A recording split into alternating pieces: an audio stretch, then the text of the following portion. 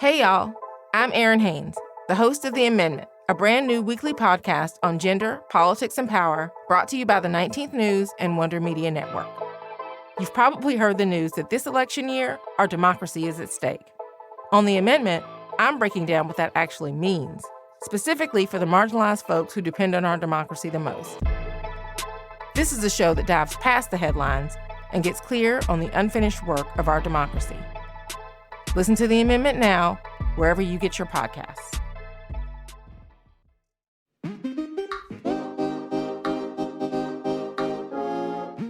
Hi, I'm Jessica. I'm Lark. And I'm Hillary, and welcome to Hearsay, where we deep dive into the cultural moments that live rent-free in our heads and probably yours too.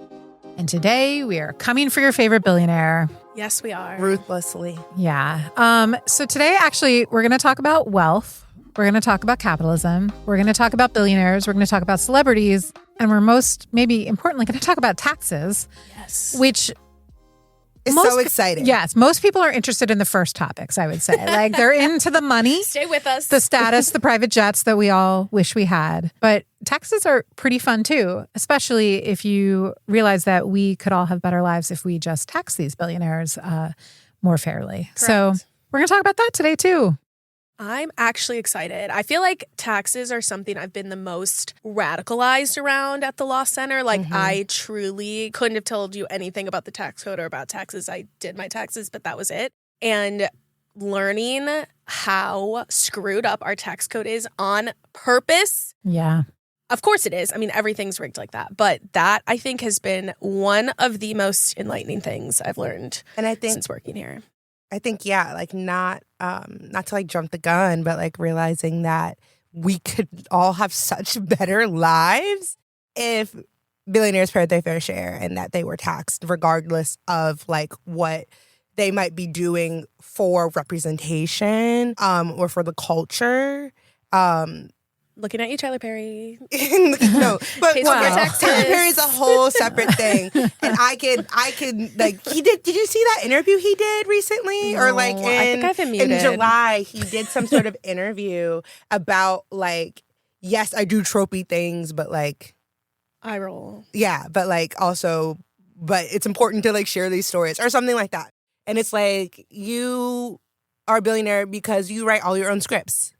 And you're not sharing the wealth in terms of opportunities, and you're also not sharing the wealth in terms of putting that money back in the community. You're just hoarding all this money. Same with Jeff Bezos. Same with all these other rich people on this list that Hillary pulled up from Forbes. I know, reading this list, you guys Well, I just did the like us. celebrity list because I think there's two pieces. There's like your classic billionaires, your Elons, your Jeff Bezos, your Bill Gates, your Warren Buffett. The fact that Dick Wolf is on this list. You were jumping right to it, yes. But Forbes put out a list of the world's richest billionaires that are celebrities only. And it's interesting because, you know, there are people we don't love on this list collectively. Hello, Tyler Perry. Tiger Woods. Tough. Yeah. We could cancel some of these people or have tried to and have failed because here they are on this billionaires list. But then there are others where they have genuine fans all around the world or even in this office. So Rihanna. Yeah. Taylor Swift became, she might be the youngest billionaire on this list. She's 34.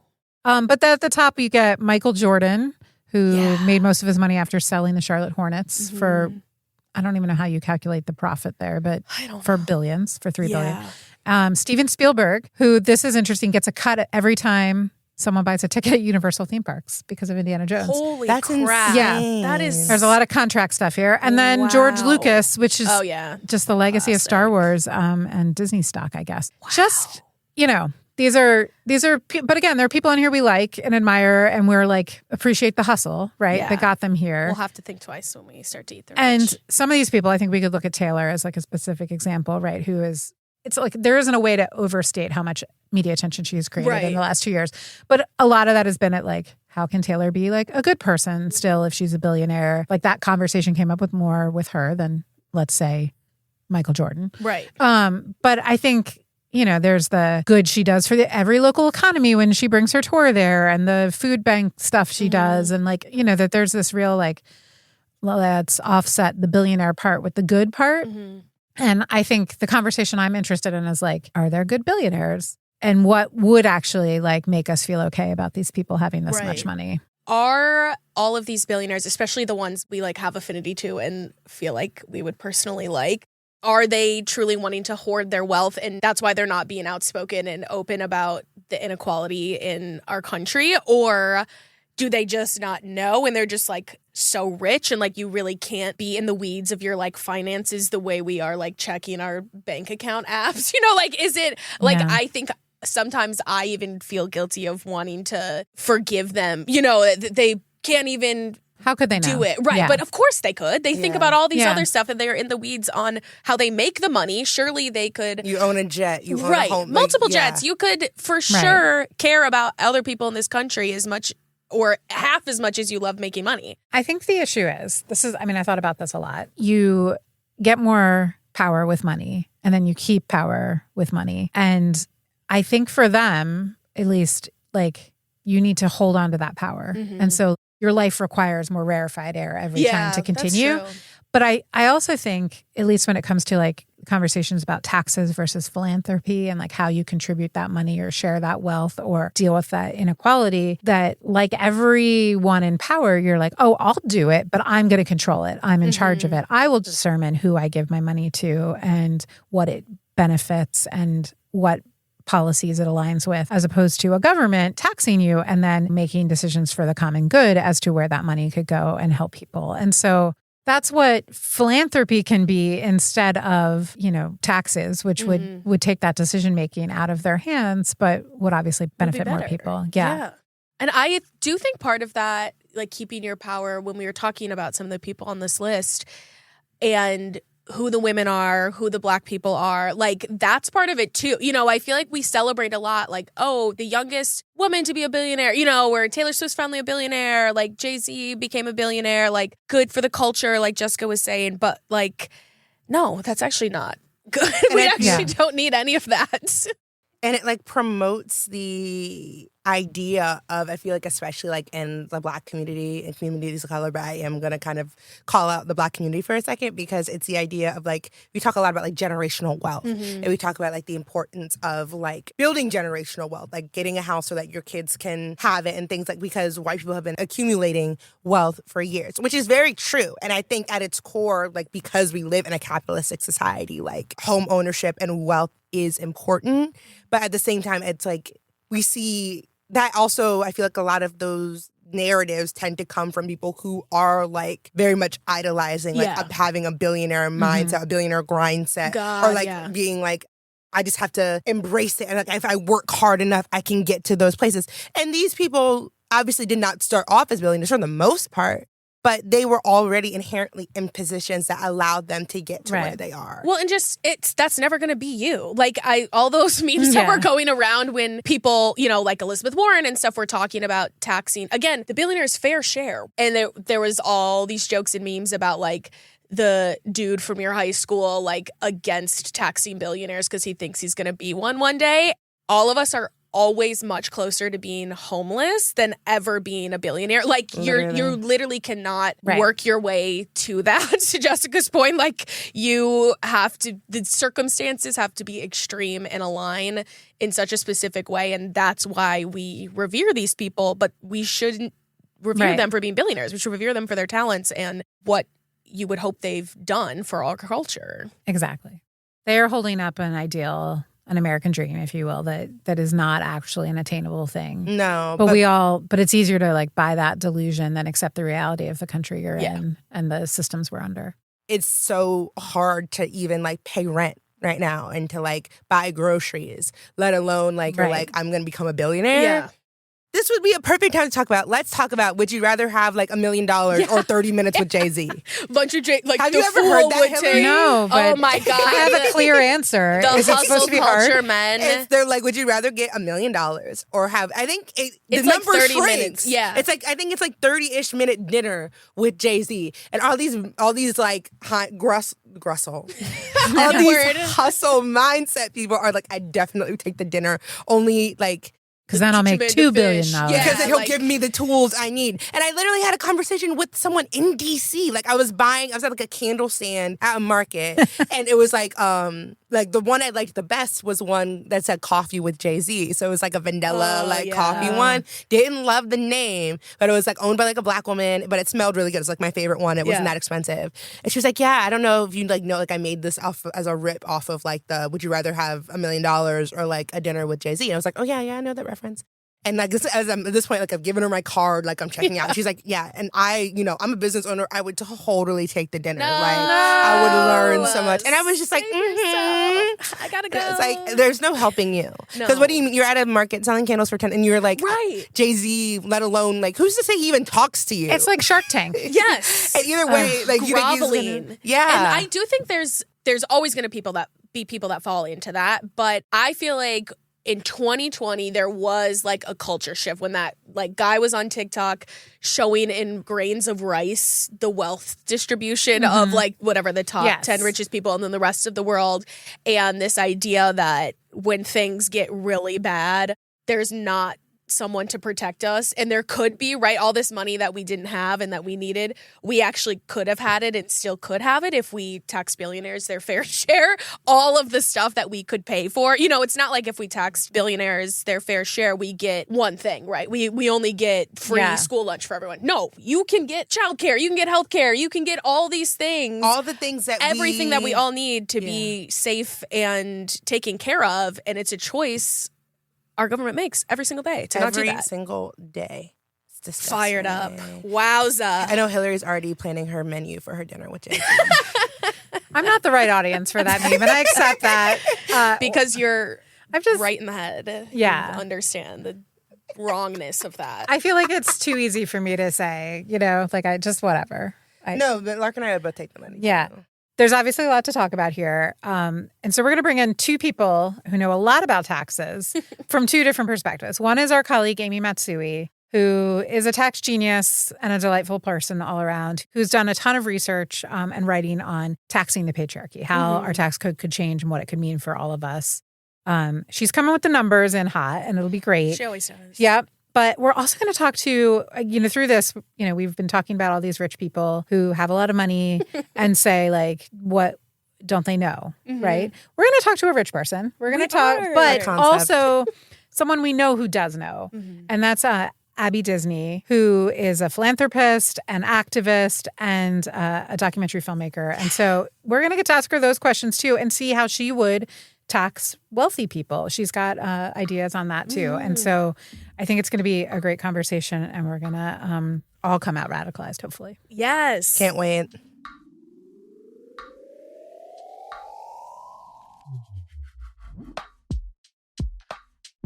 Today, I'm thrilled to be joined on Hearsay by Abby Disney, an Emmy-winning documentary filmmaker and activist. Her latest film, The American Dream and Other Fairy Tales, co-directed with Kathleen Hughes, made its world premiere at the Sundance Film Festival and is excellent, by the way. Everyone should see it.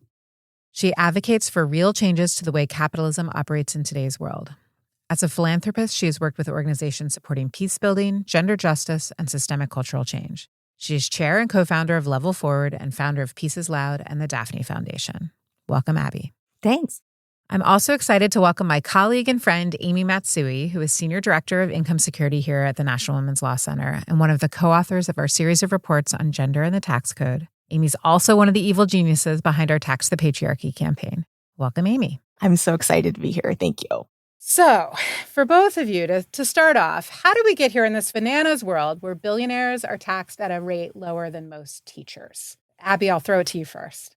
Yeah, it's a gross thing. And it is the neoliberalism that kind of really crept into not just our world and our economic system, but into people's brains for the last 50 years. People really absorbed and believed the idea that if you let millionaires and billionaires have more money, they'll create jobs, they'll stimulate the economy, and everybody's going to be fine. Therefore, tax them less. Capital gains tax rate especially went down. And then a lot of provisions were made, exceptions for especially people in the hedge fund business who could get as income some interest in the deals they'd done. They could count it as capital gains instead of income and tax it at a lower rate. That's the carried interest loophole. And a lot of hedge fund managers are billionaires because of the carried interest loophole, because they've been able to amass and hold on to much more wealth because it's taxed at a lower rate. It's the kind of bait and switch all over and up and down our tax code. And it has been just sort of bent to the purpose of leaving as much money as possible in the hands of the wealthy. Yeah, I will say, just to kind of add and underscore what Abby was talking about, overall, the income tax code is supposed to be progressive. And that means, to a certain extent, your tax rate is supposed to reflect your ability to pay your taxes. So if you're not making a lot of money, your tax bill is supposed to be a little bit lower. If you're making a lot of money, the tax bill is supposed to be a little bit larger proportionally. But there are so many ways baked into the tax code that the tax system treats wealthy people and the ways that they get their income and make their living better. And that makes it less progressive. And just to add a couple of examples to the ones that Abby mentioned, she talked a little bit about the capital gains rate. And this is an example of how income from wealth is taxed at a lower rate than income from work. So for example, if you own stock and you get $1 of income from your stock as a dividend, that tax dividend dollar is going to be taxed at a maximum rate of 20%. But if you get a dollar of income from work, from showing up to your job every day, that dollar is taxed at a maximum rate of 37%. So that's one way that wealthy investor who makes income from stock portfolio could pay a lower tax rate than a secretary. If I have a huge stock portfolio and I don't want to pay myself $1 of income as a business owner, I can borrow against the value of that stock, and that's not going to get taxed. And that wealth, if I never sell it, if I don't do anything besides borrow against it, is never going to get taxed. And those are just a couple of examples that show how the tax system treats wealthy people and income from wealth differently from income from work. And it's one of the reasons that people kind of inherently feel that the tax system isn't fair. I thought this episode would be radicalizing, but I'm already very revved up. Just the idea that work is somehow more expensive than wealth. For Abby, you're someone with wealth, which makes you unique in talking about this even. But could you tell just our listeners how you came to understand that the tax system was a driving force behind income inequality broadly? Well, I just have to look around myself. The thing is that all the wealthy people I know have only gotten wealthier without really lifting a finger. And that's partly about the tax code, and it's partly about the nature of investing. 90% of stock is owned by the richest 10% of the population. And then, it's interesting. Share buybacks are a kind of abstruse thing to talk about, and people glaze over when you talk about it. But it's a really important thing. My grandfather in the 1960s was really proud of having a low share price because he wanted regular people to own Disney stock. And so it's a really widely held stock. And a lot of people were like grandparents who bought a share of stock for their grandchild and they have it framed in a frame, and give it to the family and whatever. That was because my grandfather repeatedly split the shares of stock. In other words, if there were 100 shares, he made them 200, each share half the value so he could keep the price down. It didn't change the value of your holdings. It only increased the number of shares. So along come the 1990s and things go completely bananas. And it was illegal before the 1990s to buy shares back, which is the polar opposite of a stock split. You take shares off the market. The value of the stocks go up when you do that. And so therefore, you're passing value upwards to your shareholders. Now, Disney made about $80 billion over the years in share buybacks. So that was profits made on the back of their workers, which they chose rather than to raise their workers' salaries, give them bonuses, improve their conditions, or anything like that. They took all that benefit from all those workers and passed it to people who own shares, most of whom are already wealthy to begin with. So just making sure I understand, and listeners do too. So I'm a Disney employee. I may have one stock or something, or it's passed to me from my family. At some point, those shares were bought back. And so you might get value in that moment, but it doesn't allow that money to continue to accumulate. No, it would. If you had those shares, that would increase the value of your shares. That's good news, except that as an employee, your conditions don't improve. Your pay doesn't go up because they're not deploying the money they're making as a result of their workers back into their worker pool. And so they're taking all those profits and they're just sending them straight up the food chain to the top.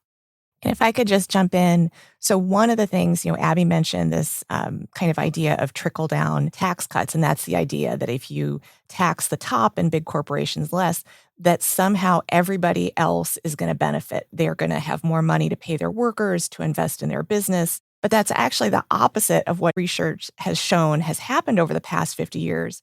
And specifically after the tax cuts that were passed in 2017 under the Trump administration, instead of investing in people or raising salaries or doing things that improve conditions or benefits, what we saw were a lot of these stock buybacks. And though that means that the only downstream benefit of the tax cuts at the top was for the shareholders, the people who have that wealth already. Which is not most people. And also not most women, and also not most households of color. I didn't have this kind of on my plan, but maybe we should talk about it anyway. The tax cuts. What do you think? So if I understand this right, if Amy's taught me correctly, they expire at the end of 2025, right? So we have a chance to kind of undo this in the future. So this is like the tax Super Bowl that's coming up. This is really our opportunity to fight for the tax code that we want and deserve. Because, as Hillary rightly pointed out, a huge chunk of the Trump tax law is getting ready to expire. The bad news for us was that they, kind of structured a bunch of the tax cuts to expire in 2025. And it's kind of an accounting gimmick to make it look like it was less expensive. But what it does is open up this opportunity for us to say, wait a minute, is this really the direction that we want our tax code to go? Because, one, as we just talked about, the benefits of the 2017 tax law really overwhelmingly went to the top, went to big corporations. With this big chunk of the Trump tax cuts expiring, really having the opportunity to take the tax code in a different direction. Not only can we let the tax cuts at the very top expire right off into the sunset, but we can also take the opportunity to even make the tax code fairer and more progressive. A tax code is an aspirational thing. It should build the society, motivate the things you want, and dismotivate the things and activities that you don't want. I would love to see an aspirational tax code. I imagine the list is long of what you would both do to the tax code to revamp it and build it toward the world that we want. But for each of you, what's one or two things you would change? I might start with taxing capital gains at a higher rate because most people are using them as income, not as gains. There's certainly not money getting reinvested because of that, or it's not reinvested in a way that benefits workers. So that's the first thing. I would have a negative income tax for people below the poverty line. You end up with a negative number, the government's going to give you some money. And then we need to start not taxing the things that we want to have happen. So solar panels, energy responsible jobs, let's start giving people a break for working in those things we want them to work at and start taxing, the petroleum business a lot more heavily, punishing them a lot more. Well, maybe we could stop giving them government subsidies, all the things that are really actively hurting us. I would have a very hefty estate tax because it doesn't make sense that I can coast my life away without having to have worked for anything because my grandfather was smart. That doesn't make any sense to me, and it's not a society I want to live in. But when I do say that, the angriest letters I get and pushback that I get is from working class people who say to me, if I ever make that kind of money, I would hate to have the government take it. And I keep saying to them, you're never going to make that kind of money. And they've talked you into dreaming a dream that is just so far beyond the realm of possibility that you've got to let go of that. I'd love to take a second to just kind of unpack a little bit of that, because I feel like when Abby talks about this kind of dream that's been dangled in front of people, and in a way, we use that American dream to kind of brainwash ourselves as an economy and a society that the worst possible thing is having to pay taxes. And in fact, if we just take a step back and think about what the tax code is for, it's to pool our resources for all of the things that we benefit for, whether it's roads and bridges or our educational system, or if we really can turn a corner and invest in people, how about universal childcare or paid family and medical leave? But really thinking about ways to kind of fill in the gaps. We don't pay people a living wage, or we see wage gaps for women and people of color who are doing the really hard work that keeps all of us afloat. If we take a step back and think about taxes as the way we take care of each other, maybe we can chip away at this idea that taxes is the government taking money that's mine. But to answer your actual question, there are a lot of different ways we could revamp our tax code so it's more fair. First and foremost, just like we've been talking about throughout this conversation, letting the tax cuts at the top expire in 2025 is key. That gets us on the right path. But we need to go beyond the expiring 2017 tax cuts to really get the tax code we want. We've had decades upon decades of tax cuts at the top, so it took us a long time to mess up the tax code as much as we have right now, and it's going to take a while to turn it around and get us back to where we need to be. The good news is we know what we need to do. There are a lot of tax changes that we can make, like increasing the tax rate that corporations pay instead of trying to push that rate even lower. This will get us closer to the tax code that we need. One other very important way that we can make the tax code fairer and work better for women and families is to expand refundable tax credits, like the Earned Income Tax Credit or the Child Tax Credit. If we bring back some of the expansions that we had to the Child Tax Credit in 2021, it would be more available to the families who need it most. And we could see the dramatic reductions in child poverty, and more families would get the income boost that helps parents go to work, kids succeed in school. And then the last thing that I want to mention, I know we talked about this episode kind of radicalizing people a little bit around taxes, and I'm going to turn that up just one more notch and talk about IRS funding. Really wealthy people have armies of lawyers and tax accountants, and their entire goal is to help keep their taxes as low as possible. Until recently, the IRS just couldn't keep up. They got some funding in 2021, and so the IRS reported that this is the first year that the IRS even had enough funding to go after some of the people who don't even file a tax return. 25,000 tax filers with incomes over $1 million didn't even file tax returns in at least 1 year between 2017 and 2022. This represents millions of dollars in taxes that were never paid under the tax system we have right now. We don't have to change any laws. We just have to give the IRS the tools to do what it needs to do. So with a little more money and a little more enforcement, we could recoup so much that we're already owed, even under this weak tax system. Even under the tax system that we have right now. Talking about changing hearts and minds, I think one of the ways we've been thinking about this, or at least the conversation around kind of billionaires especially, has come up in pop culture lately, is because a lot of billionaires on the list are celebrities now. They're pop culture icons.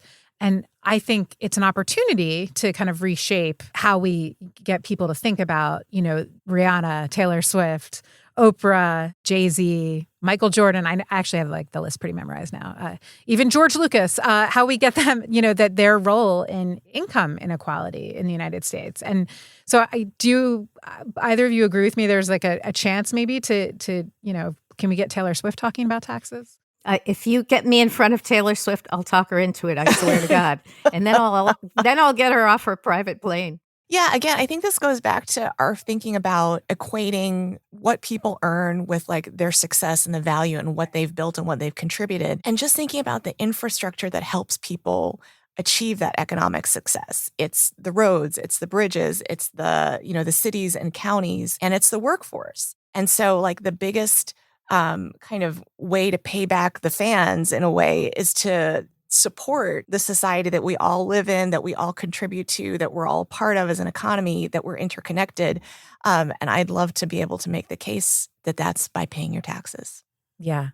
So Abby, how do we get more wealthy people to be like you? Well, you'd be surprised at how many people feel the same way I do about this. There's a general perception out there that wealthy people got wealthy by being uninterested in anybody else's well-being. And I'm part of Patriotic Millionaires and the Women Donors Network and other things like this, which bring together like-minded people to talk about how to strategize around getting money out of politics. That's the root problem, and getting people to understand the benefits of taxation on the other. So we strategize a lot. I try to be as loud as I can be because I understand the value of it being sort of weird and surprising.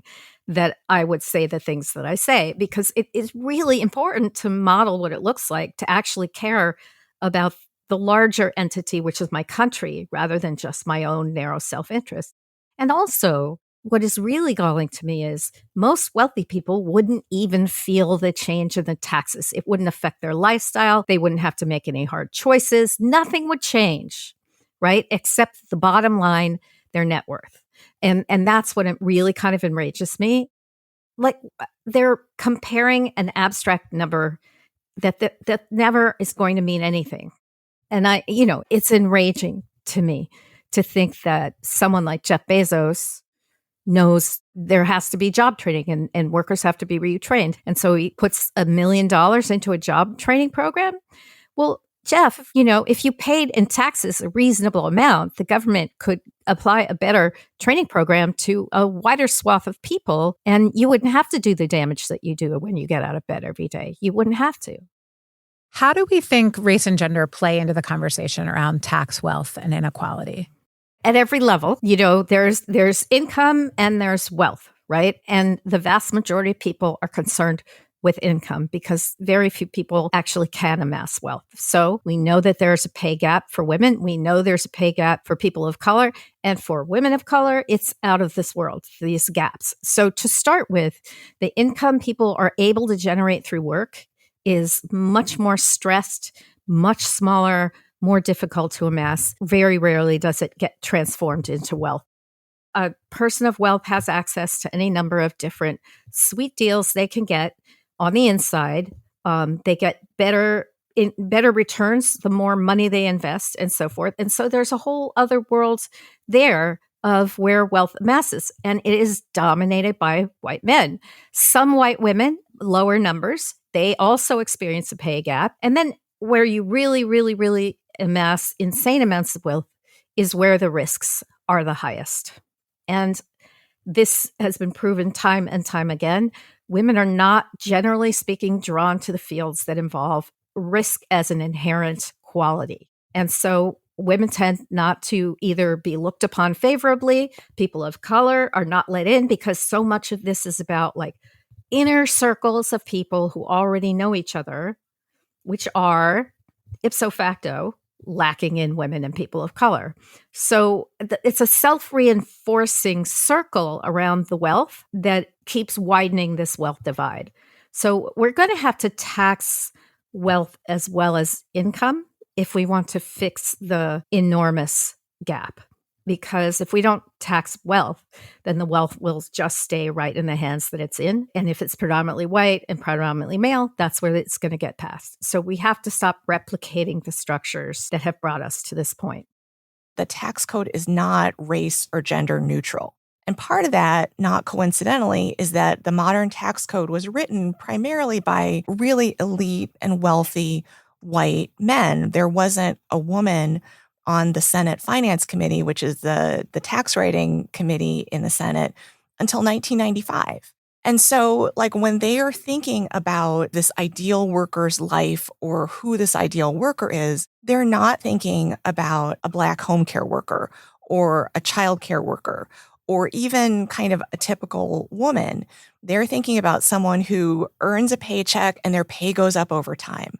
They're thinking about someone who steadily gets increases and promotions and doesn't have to jump back into the workforce after 5 or 10 years to take care of young children or older parents. So, even an example as simple as retirement savings, the tax code tells us we're supposed to save. It's economically productive. We're rewarding savings, but it's not set up in a way that recognizes people may not have enough to make ends meet and they can't spare income to save. Or they're dropping out of the workforce for periods and they can't save through their employer.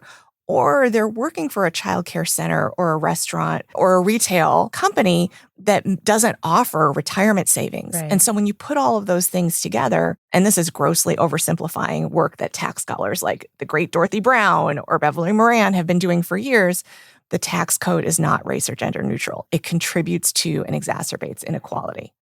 I'm thinking too about if the tax code was written back by white men at a certain moment, like how do we now change that so that those perspectives are represented? And I think that I'm excited at getting to make taxes cool getting people riled up, but also seeing where they can make a difference. You're both nodding, so I feel like. Oh, I'm sorry. I forget that you can't hear nodding on a podcast. No, but I think it is a really important thing to underscore. This is exactly the thing that the tax code is designed to do. If we just increased the share that the wealthiest and big corporations pay, we would have the revenue to make the investments in people that would benefit all of us and make the economy work for everybody. And that's really the opportunity that a tax debate like the one we're seeing in 2025 offers us. Well, thank you, Amy and Abby, both for taking the time to join me today and talk about our weird, broken, terrible tax system, but also the opportunities to change it and make it better. And thank you both for your leadership on this. I just wanted to thank you, Abby. It's so exciting to be in conversation with you. We're such admirers of how you use your voice and your power to make change. And we're just, I can't tell you, we're fangirling a little bit over here, but it's been so fun to be in this conversation with you. That's so humbling. But thank you. Thank you so much for saying that. And I just admire the work you guys do, too. I thank you so much for everything you orientate on. Hearsay is a Wonder Media Network production in partnership with the National Women's Law Center. It is hosted and produced by Jessica Baskerville, Lark Lewis, and Hillary Woodward. Our producers are Taylor Williamson and Abby Delk. Jenny Kaplan is our executive producer, and Maddie Foley is our editor. Show art by Andrea Sumner. Hi, I'm Jessica. I'm Lark. And I'm Hillary.